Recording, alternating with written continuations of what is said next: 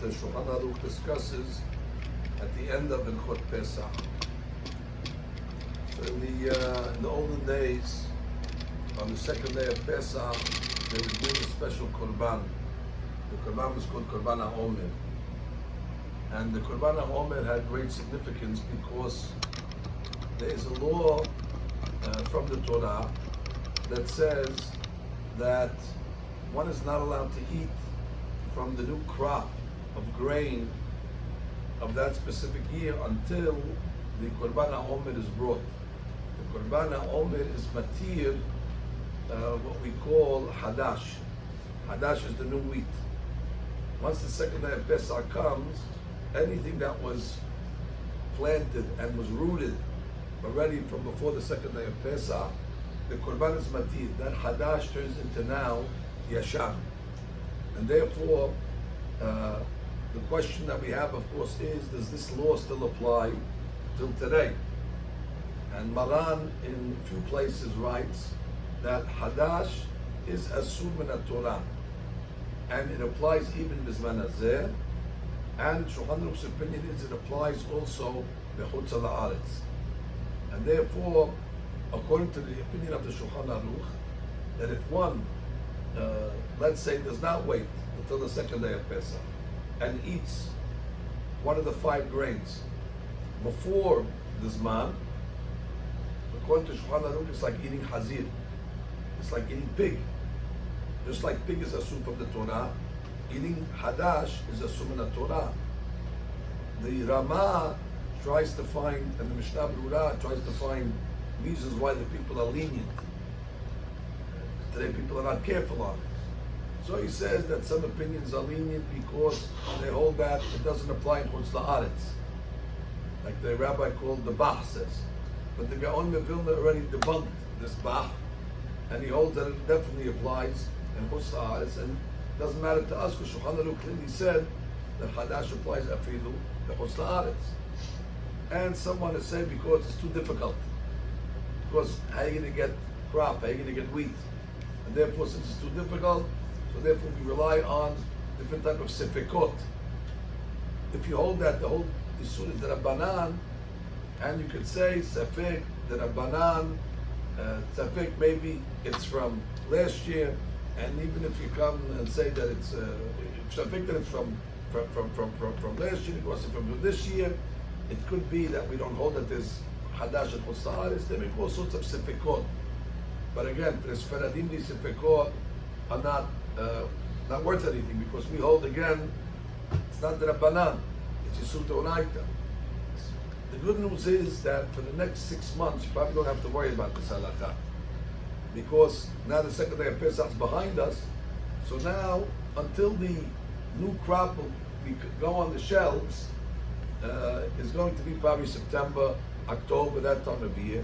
Then you're going to have to wait for that product till next Pesach. So it's not enough just to come along and say, I'm not makpid.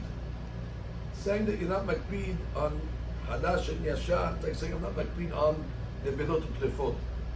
It's Yisur Deoraita. So a person does not have an option to come along and just dismiss it and say, this is something that doesn't talk to me. If a person had a choice to be careful on Halav Yisrael or Hadash and Yashan, Halav Yisrael is only with Rabbanan.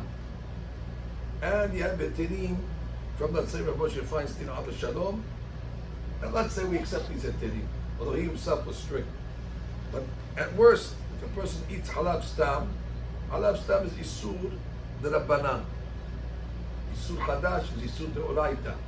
If a person, let's say, is not careful on Bishul Akum, he lets a goy come along and scramble up eggs, he doesn't turn on the fire, he doesn't mix the food, doesn't do anything. Totally 100% Bishul Akum. And he eats it. What's the Isur? The Rabbanan. It's a big Isur, but it's Isur the Rabbanan. A person comes along and he has his wife who's wearing a shaitim open up the oven. She herself puts the food in the oven and she herself serves it after she went to the mikveh. But she's serving Isur Hadash. That's Isur Deoraita. So therefore one has to take out the scales to know that maybe he's being mahmir on certain things, and he's being lenient on more serious things. Therefore, again, now's the time that I would say this halakha, because you have 6 months to contemplate it. It's not like I'm telling you a halakha today, we say, okay, you have to change your whole life around 180 degrees today. No, I'm not telling you. That's why I came today to say, you have until September, until Rosh Hashanah, to make a decision. If you want to eat kosher, you don't want to eat kosher. If you continue, then you want to eat kosher. So you accept upon yourself the opinion of the Shulchan Aruch, and even the Mishnah Berurah. If you look at the Biur Halakha, he says, I don't accept these leniencies. There's no reason why a person should be lenient. A person should end up being strict. And even today, it's much easier to be strict on this halakha, because today we have codes. Today you can go to the supermarket and you can look at the spaghetti box and look at the number, and you know exactly when it was planted, you know exactly when the crop is, and therefore it's quite easy today for a consumer to know exactly what is Hadash and what is Yashan. In the olden days, could be you didn't know, so you had to rely on Sifikro. So again, this is something that we should contemplate after Pesach. The whole concept of Pesach is what you're not allowed to eat. And if when you come out of Pesach, you have to accept upon yourself a little more shemirat, not what comes out of your mouth, but what goes into your mouth. Like it says in the Mishnah that we read every day before Odu, Pesach enu ne'echal, ela balayla, ve'enu ne'echal ela chason, ve'enu ne'echal. I once heard from Hakam Yaakov Masnaton Alav Shalom. Why does the Mishnah say Pesach enu ne'echal? It should say Pesach ne'echal, Pesach ne'echal. Why does it say the negative? Because it's reminding that the lesson of Pesach is Pesach enu ne'echal.